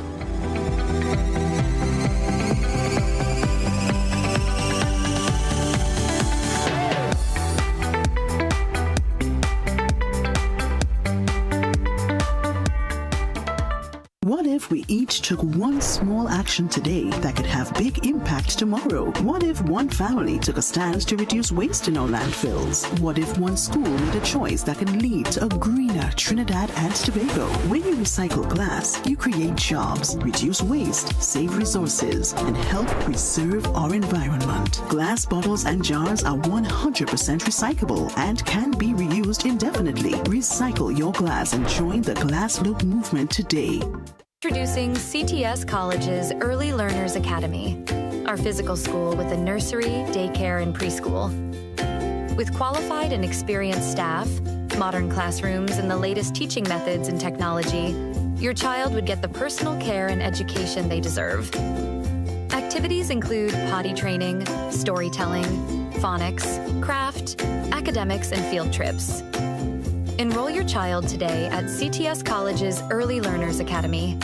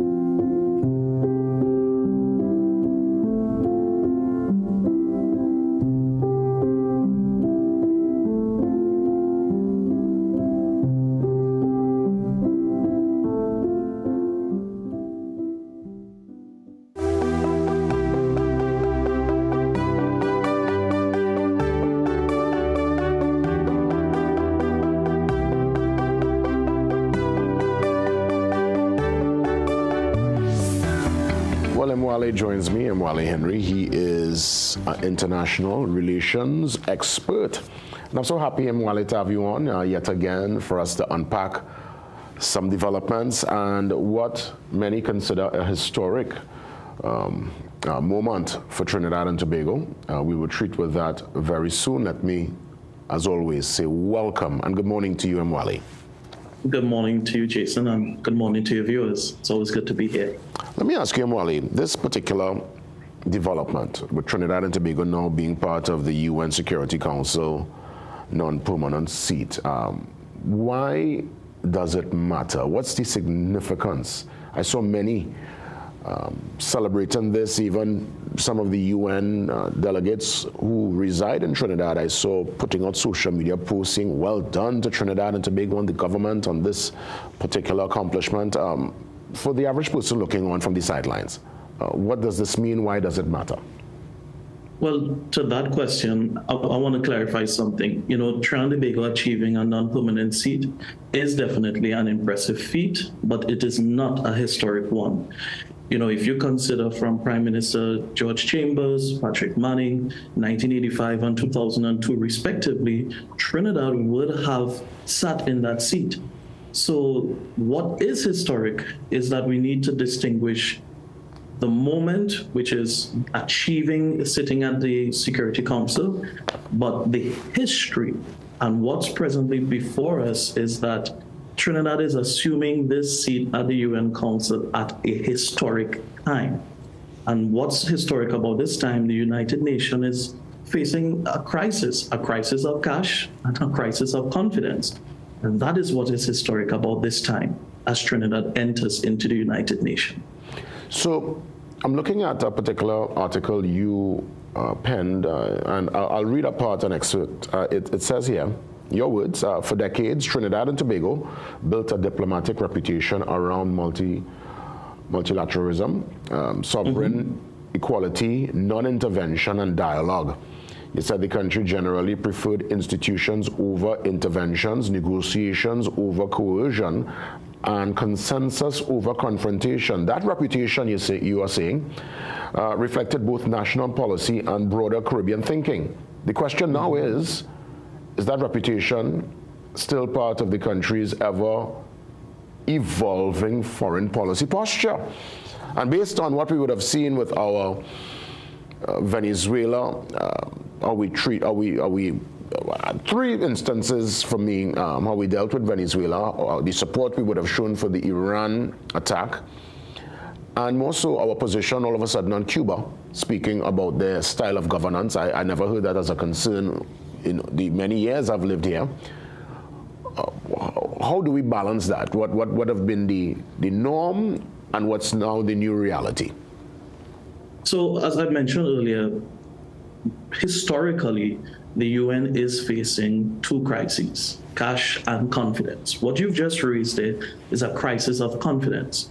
You're seeing whereby, for me, you know, I define it as parallel lateralism. Before Trinidad and Tobago would have ascribed to using multilateral organizations, be it the OAS, CARICOM, and the United Nations, to lead Security Council, security solutions, economic solutions for our region. But now with the advent of the Trump administration, he believes some of these arrangements may be sluggish, bureaucratic, and may no longer be as useful in the US pursuing its foreign policy agenda. Trinidad and Tobago has signed on to such a strategy. There is no daylight space between the US strategy, how they see our region and the wider world, and how Trinidad and Tobago sees our region and the wider world. So that parallel lateralism is counterintuitive to the very nature of the United Nations. The United Nations operates through multilateralism. So from that context, Trinidad entering into the UN and is assuming a seat whereby in practice its foreign policy does not augur well with the spirit, the intent, and the practical application of the United Nations. Yeah, because again, going back to your article, you're speaking also towards the Cuba and Venezuela question, and you're speaking of consistency. And obviously, when we look at Cuba, a country we would have had ties with, their medical staff would have been part of our medical framework for so many years. There's a Cuban ambassador, really nice guy, would have met him at a function a couple months ago. We have trainees who would have gone across there for surgeries, people going across there to, you know, just be part of the Cuban experience. And we find ourselves now almost leaning towards the US policy and that particular strangulation, as it were, of a Caribbean neighbor up north. Being on this seat, if they're pushing towards inclusion, which I know is the UN's mandate, will it be a contradiction? Will it be a conflict of interest? Walk me through the Cuba situation with us being on this seat. All right, so the whole purpose of the United Nations and more so the Security Council is to deal with critical decisions and even crisis as it may be. So as it relates to Cuba, we are seeing that CARICOM has an adverse position to where Trinidad is seeing that there needs to be some form of quote-unquote regime change. What phase that takes, what process that takes, is a question yet to be seen. But it is adverse to the United Nations position of non-intervention and non-interference, and that nations should go through the process of self-determination. So from that perspective, my key question come January 1st in 2027, some of these key questions may come before the Security Council. I will share this with you, Jason. In 1985, those questions of self-determination came before the Security Council under George Chambers with the Iran-Iraq war. Those same questions came before the Patrick Manning administration when there was the big question of the Iraq invasion. And these same questions repeat itself. We always say the more things change, the more things stay the same. We are facing the Iraq question. We will face the Cuba question. We did face the Venezuela question. So for me, and this is one of the key things that I share, in the Security Council, your diplomatic reputation is either made or comes alive or it dies. Because the diplomatic world takes note for every vote that you take, every position that you take, every wording that you place in as they formulate questions and resolutions. And one of the key things that is yet to be seen is if Trinidad and Tobago will lose its diplomatic identity and simply be seen as a bloc vote of the US, or they rise to the occasion and become a bridge builder and provide a unique perspective that is unique to small island states and to the CARICOM, and bring that type of representation that is quite unique from our historical perspective. Lastly, let me ask you, Mwale, who ultimately will sit on this seat? Is that decision made just yet? And does this development raise our profile on the world stage, Trinidad and Tobago? Yeah, well, if you look at the question of how the composition of the seat is 10 permanent members and 10 non-permanent members and the P5, which are the permanent members. Truth is, the United Nations is formed with the perspective of inclusion, but also compromise, because these 5 permanent members have veto powers. Trinidad and Tobago is what I would say is represented the GRULAC bloc, which includes Latin America and the Caribbean. And that's our opportunity to really rise to the occasion. I'm heartened by the words of our Foreign Affairs and CARICOM Affairs Minister, where he indicates that there are unique opportunities that Trinidad can be able to contribute, be it in AI, how that impacts security, small arms, proliferation, etc. So those are unique spaces that we can contribute and bring our unique perspective. But what is really critical is that we do not lose our identity, because our reputation can die right in that unique space where we have the opportunity to rise to the occasion. Thanks a lot, Mwale. I appreciate the commentary. Let's stay on top of things, and hopefully in a future discussion we could elaborate some more. All the best. Thank you so much, Jason. Take care. That's right. Coming out of the development there in the Deep Southland this weekend with Mercedes, we are bringing to the program activist Roberta Clark as we treat with protecting our children and policies and legislation that we need to either tighten up or reimagine so that what happened could be something of the past. Activist Roberta Clark up next.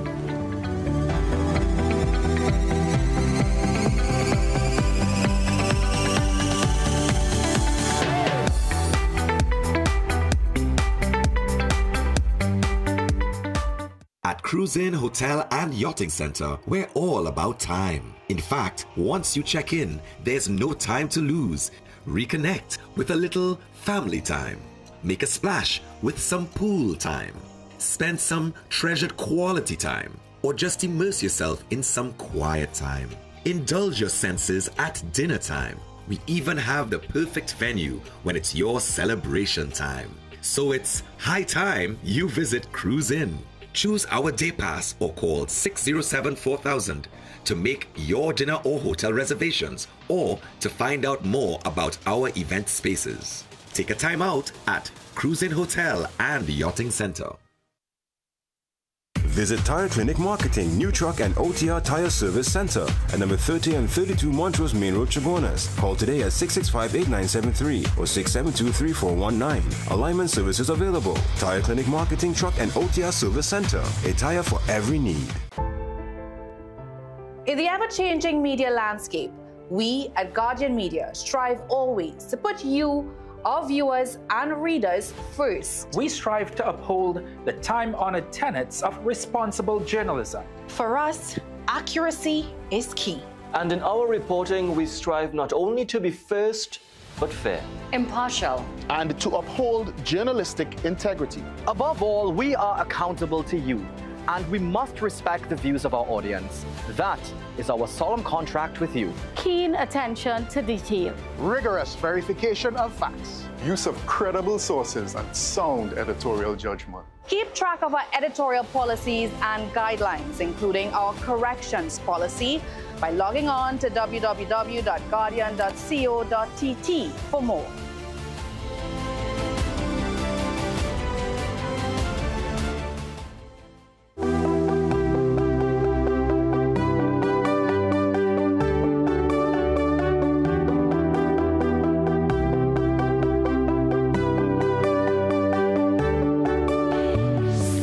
Activist Roberta Clark joins me on the Zoom line as we treat with protecting our children. And I want to say to you, Roberta, great to see you. I mean, obviously the circumstance is not the best at all. It's really a heartbreaking circumstance, but these are hard conversations that need to happen. And I want to find out from you, Roberta, as it pertains to this development with young Mercedes. May she rest in peace, and we again send condolences to her family. When you heard of this, what was your initial reaction, and what went through your mind as a trigger to come on this morning and to continue your activism and your work to ensure this doesn't happen again? Yes, thank you very much, Jason. This is such a heinous crime, an irreparable loss, and on behalf of the Coalition Against Domestic Violence, we do send our condolences to the family of Mercedes Lane. But what went through my mind, not again, once again, should never happen again. I think we as a nation, we grieve with the family, and we are outraged, and we're frustrated. We're frustrated at this chronic crisis of insecurity and the gaps in child protection and the gaps in the protection of women as well. We want to recall, and I immediately recalled, because this happened in the context of insecure public transportation, the life loss of Andrea Barrett and also Ashanti Riley in the last 5 years. And countless others who have lost their lives through criminality. So we say, what must we do now? We have to follow the evidence of what can work. And it will require efforts at the level of families, at the level of communities, the police, but certainly the regulators, and certainly, of course, the school system.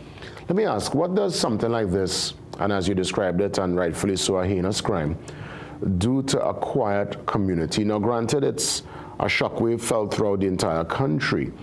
But I'm from Erin. I spent my formative years in this village. You don't get more quiet than Erin when I tell you, community, you know your neighbor. This is a real quaint, quiet part of the country. And when something like this takes place, what happens to a space that's considered to be safe? What happens based on your own knowledge and the empiricals? How does Erin heal from something like this? It fractures your sense of where you are. I would imagine that is this a community that you thought you knew, and then who are the people who are around you?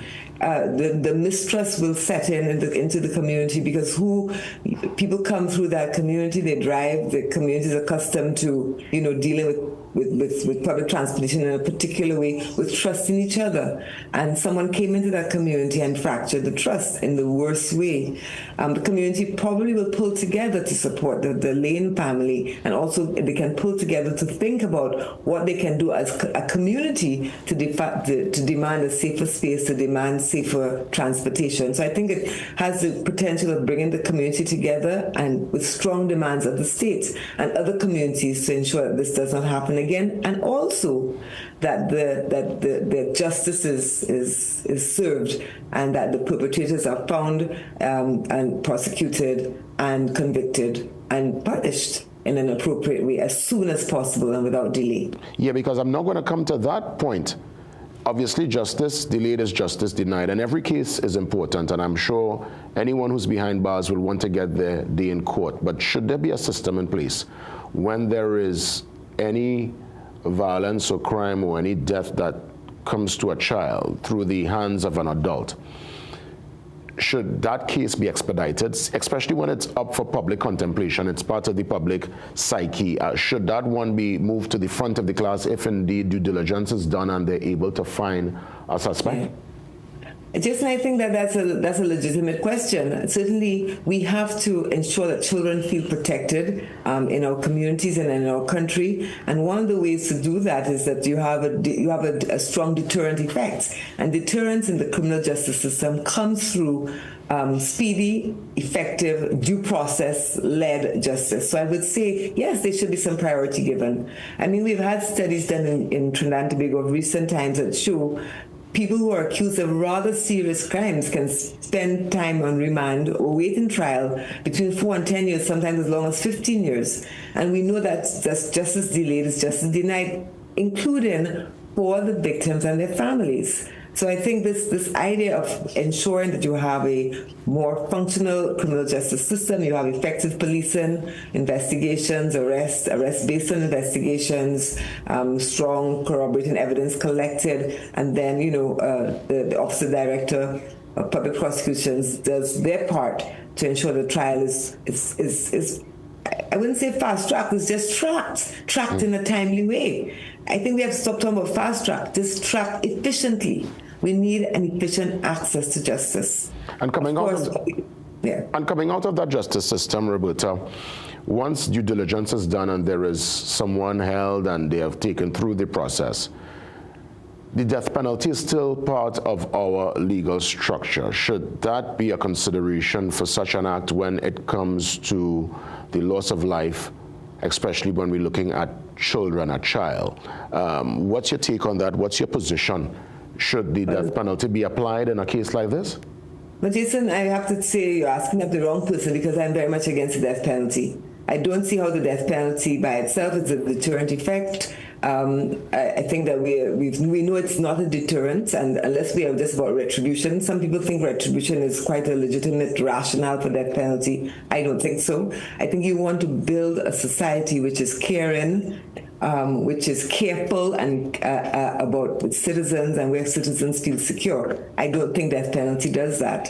What we have to get to is prevention, and I'm hoping that we can spend some time on what can work as a way of preventing not just the perpetration of crime, but preventing the culture of criminality in our communities. Indeed. I think that's what we need to do. That's where we need to spend our resources, preventing the culture of criminality in our communities. No, indeed, and I agree. And I will, for the rest of it, we'll spend some time so you can elaborate. The only reason I brought up the death penalty is that it's literally still on the books. It is part of our legal structure. And there are many people, honestly, who believe that if it is applied, folks who have any kind of thought process or even try to perpetrate an act that what we would have seen over the weekend might think twice. Because I recall when it was last used in the late 90s with Dole Shady, and then there was one person after. There was a certain, I don't know if you were living in Trinidad at the time, but there was a certain contemplation in the country. People were just, it was disbelief. And the place was actually calm for a few. And I wonder, because there are many asking for this, and that's what they want. They believe it might bring about some kind of necessary change. But you're looking at it from the cause and effect as opposed to the end result. Yes, I mean, I have to say, Jason, I was one of the lawyers on the constitutional cases in relation to resisting the death penalty in that Dole Shady case. And yes, I do remember very much the men were hanged over a course of 3 days. And I do remember in the community, the chill in the community. And so there's that, but did it have a deterrent effect? I think we want to talk about deterrence. Let us look at the countries where there's very little violent crime. I mean, we have examples in the world, and we see that those countries where there's very little violent crime, a lot of them, there's a much greater degree of social equality. So the income inequalities are not as extreme. The education system is working. Child protection systems are working. You have a functional structure where communities and the state are together to keep children safe, and also to have early detection of persons who may be going into the way of doing harm to others, and to pull them back from that. And I think that's what we need. We need to follow, I keep saying, we need to follow the evidence. And there are countries that can tell us what works better than other things. And I think our investment has to be in the prevention, in an education system where so many of our children don't feel that they're failed by the system. We have criminologists who have done studies on people incarcerated. Dr. Randy Seepersad is a criminologist, and IAGB has done some studies which are very interesting and informative. They tell us about who the prison population are. We know who they are. Generally men, young men, generally with incomplete education, men who have been affiliated with gang culture, who grew up in houses where there's been a parental abuse, where there's been abuse of alcohol, where they themselves experience and witness domestic violence. So we know what the population looks like. If we want to do prevention, we have to address those root causes. Or else we'll be always talking about death penalty in our frustration, because that's what the conversation about death penalty is about, is a conversation about frustration. What else can we do? People feel that way. I mean, everyone is getting away with murder, not only because it continues to happen, but the justice system, is overburdened, and so therefore quite slow. And we don't feel that we're getting justice, and we're just frustrated and fed up. But we have to go to the root. And we have the evidence that tells us what needs to be done. Indeed. I'll give you a chance of putting a closing remark in the minute that remains. The floor is yours. Yes, I also just want to say a little bit about the transportation. The truth is we have communities that are underserved by public transportation, and we really have to address that. Where are those communities that are underserved by public transportation, and how do we make that informal transportation system more regulated and safe? And I think we've had a lot of advocacy around that. Certainly after the murder of Andrew Barrett, a lot of suggestions have been made about how do you regulate the PH taxi system, and what can communities do. So I just want to say I've just been thinking about it as a parent myself.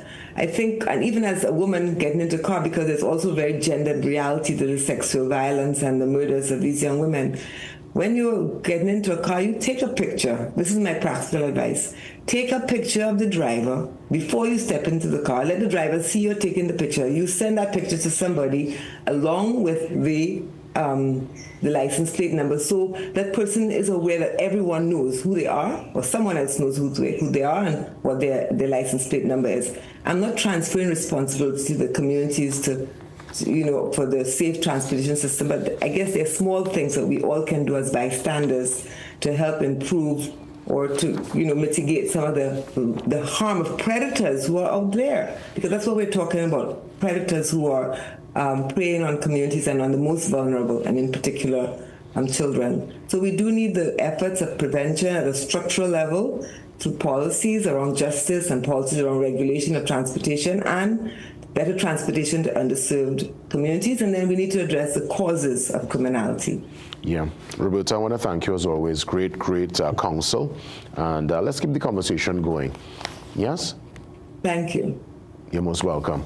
Roberta Clark, the activist, someone who is on the ground and in real time putting advice out so that we could give ourselves that extra layer of protection. Really, really sad development there with young Mercedes Lane. She attends the St. Francis RC Primary School right in the junction. That's where my aunt from the lady from Caronad, she teaches there for years. My mom went to that school. I mean, it's really a heart-wrenching story. I hope we get some more in terms of the investigation, and as we get it, we will bring it to you right here on CNC3.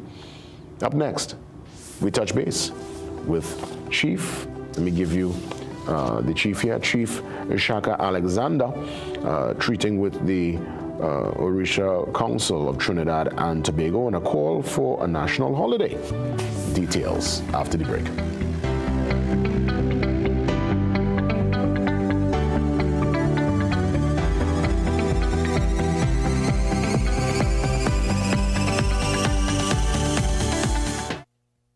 What if we each took one small action today that could have big impact tomorrow? What if one family took a stance to reduce waste in our landfills? What if one school made a choice that can lead to a greener Trinidad and Tobago? When you recycle glass, you create jobs, reduce waste, save resources, and help preserve our environment. Glass bottles and jars are 100% recyclable and can be reused indefinitely. Recycle your glass and join the Glass Loop movement today.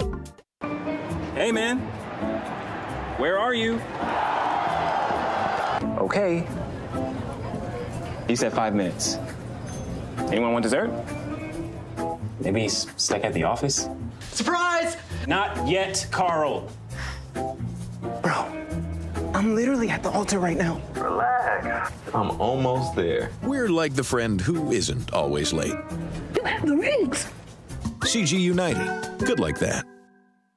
Magical Expressions Limited is the largest local importer and distributor of fresh cut stems, offering the widest range of beautiful flowers at the most affordable prices. Call us today at 701-6488 or visit our website to order.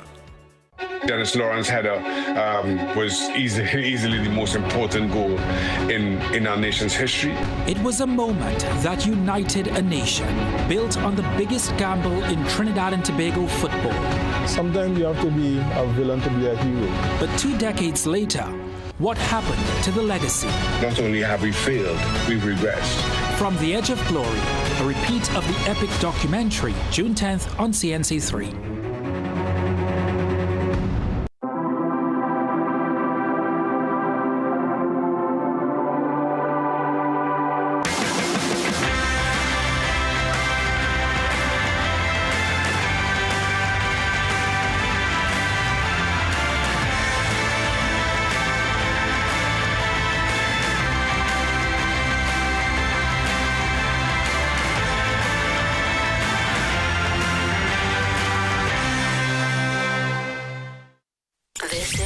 This is more than just music.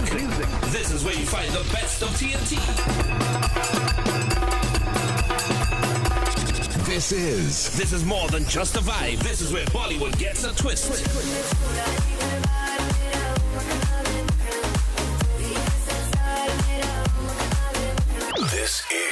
This is more than just energy. This is Bhangra and indie pop too.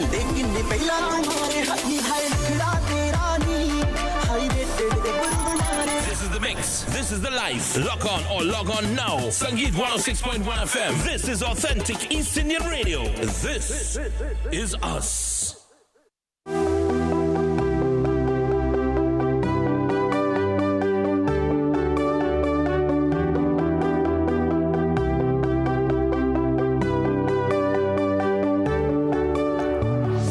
Give a sincere and heartfelt welcome to Chief Shaka Alexander, President of the IFA Orisha Council of Trinidad and Tobago.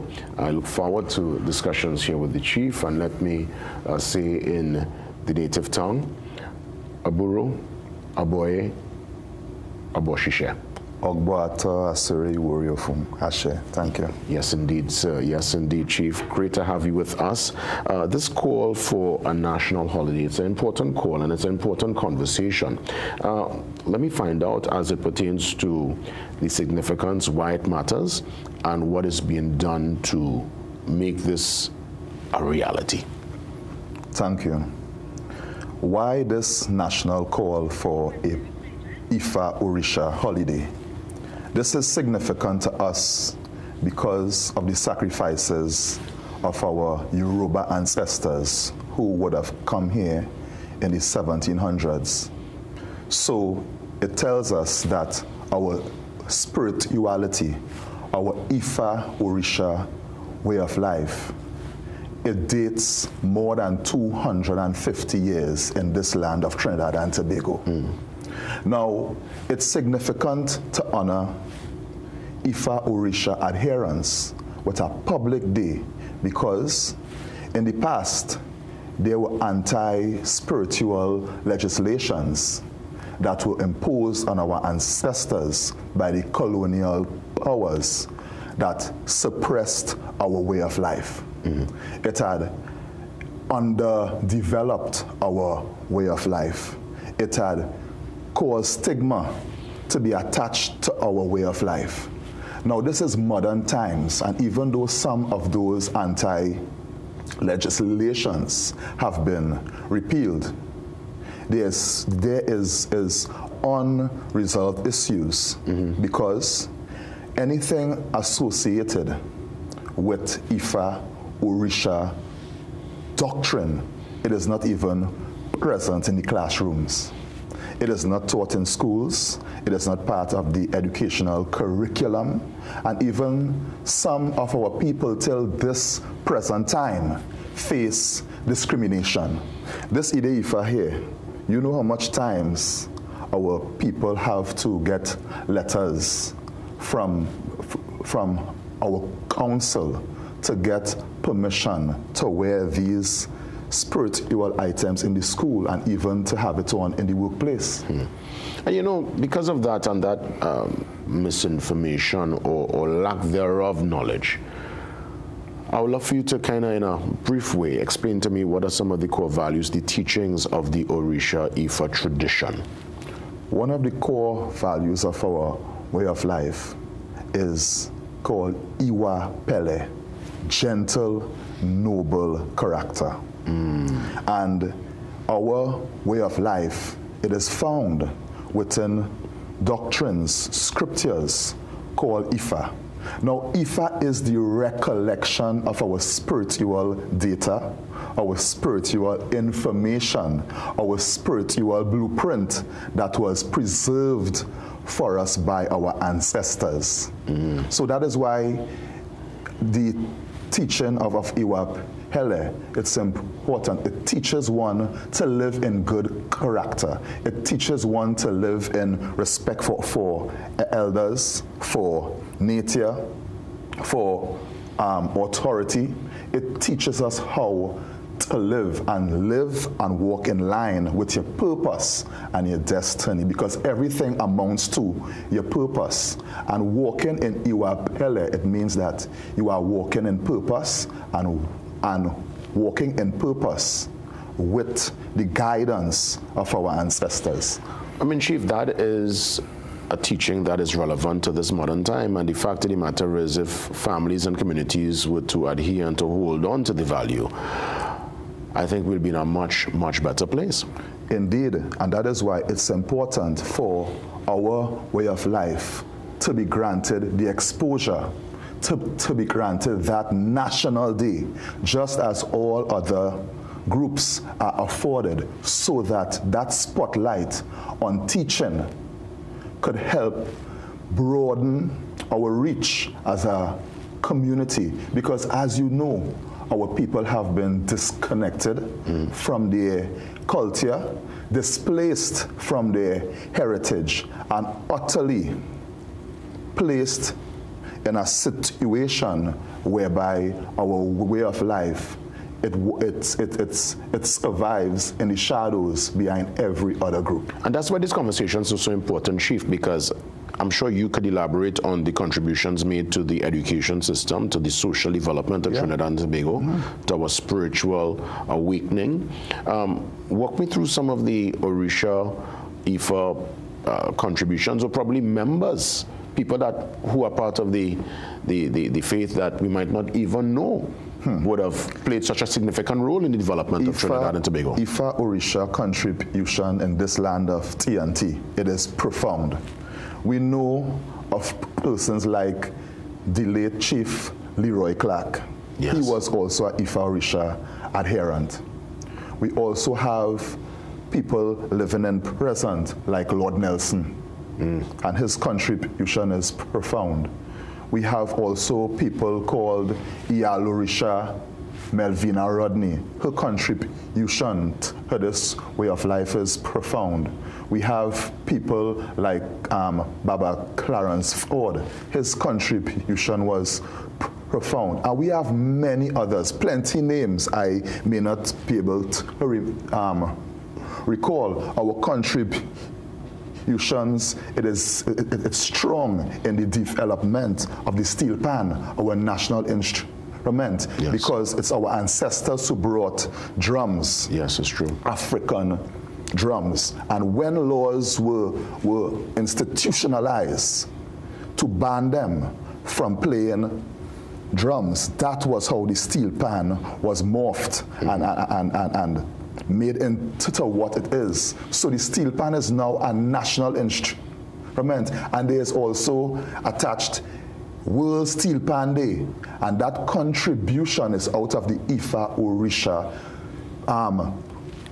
deity called Ogun. Ogun is the god of iron and steel, that energy of iron and steel and innovation. Chief Shaka, let me ask you, because I know there is a festival that you'll do that's a very significant part of the calendar. But outside of the festival and, of course, our important conversation and getting the knowledge to the people, what is being done to really push this? Because I guess this is going to be a policy decision to make, or that call for the National Day. Do you have a day in mind? And how far are you in that particular momentum to ensure that Ifa Orisha get their own day, a day that's recognized, finally, on the national calendar? Firstly, the significance. The significance of this day we are calling on in the first week of June. It is significant for our spiritual cycle, because simultaneously apart from here, our elders in Nigeria, they have ushered in the new Yoruba calendar, which starts in June, the first week in June. So us being adherents of the same way of life, we are seeking to have that recognition here as well. Right now we have an active petition online, and that serves as a teaching tool, as a form of making awareness that we are here, we are present, and our contributions to this land of TNT, it must not be forgotten. Because attaching a holiday, a public day to our way of life, it's saying boldly that your spirituality has aided in the growth and development of Trinidad and Tobago. Chief, as we look to wrap things up in the seconds that remain, where can folks find you online to continue this conversation and to seek knowledge? So we are called the Ifa Orisha Council of Trinidad and Tobago. You could find us on Facebook. We have an email, ifacouncil11@gmail.com. And presently, we are soon to have a National Ifa Festival that will be held on Woodford Square on Saturday, 13th of June, 9 a.m. So we are there, we are in the public. One could come, receive info, receive knowledge, and this is also geared towards breaking stereotypes. Chief, I want to thank you so much. Chief Shaka Alexander. Yes. Important conversation. We must keep this going. Indeed, we must keep this going. With that being said, we want to, as always, thank you for tuning in. A piece of information just coming in. The government, apparently, they're seeking to extend the SOE, and we will expand on that tomorrow. We will get some perspective from some of the key players as to the significance of that particular development. But until then, have a great one, have a safe one, and God spare, I'm back for more tomorrow. All the best, TNT.